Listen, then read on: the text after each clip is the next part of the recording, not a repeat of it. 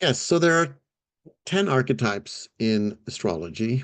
Basically, there are 10 planets in astrology because we consider the sun and the moon planets. And that's just how it's always been done as astrologers. Basically, you can think of, if you don't like the word planets, you can use the word heavenly bodies.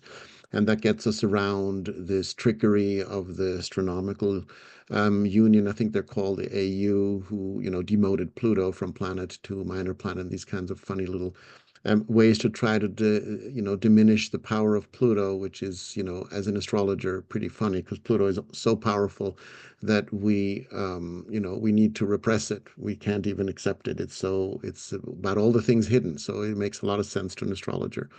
But back to the ideas of, the 10. So we have 10 planets in the sky, or 10 heavenly bodies in the sky that we follow as astrologers. And that's in sort of more traditional astrology, one could say, 20th century astrology. There are other heavenly bodies being studied today, but we use these 10. It's a full set.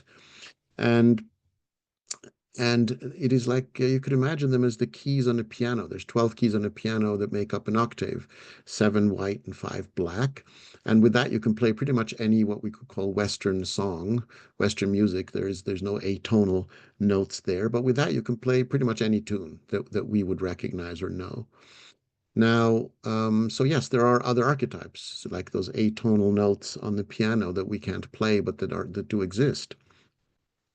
And those we don't use because we don't need them. With these 10, you have a full set. It is a model that allows you to answer all the questions you may have about personality, about relationships, about what's going on in the real world right now. These kinds of things can be answered with these 10. It is like the 10 fingers. You're able to grasp any problem that you have with these 10. I've been doing this work for a long time, and they are sufficient. We don't need anything more. We need to know how to use them really well. So that's the 10. That's where the 10 come from.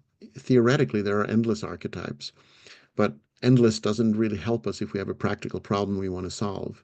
So there's a practical aspect to limiting ourselves to these 10 that have been used for a long time. The seven visible planets have been used for thousands of years, and recorded for thousands of years, up to 5,000 back to the Babylonians.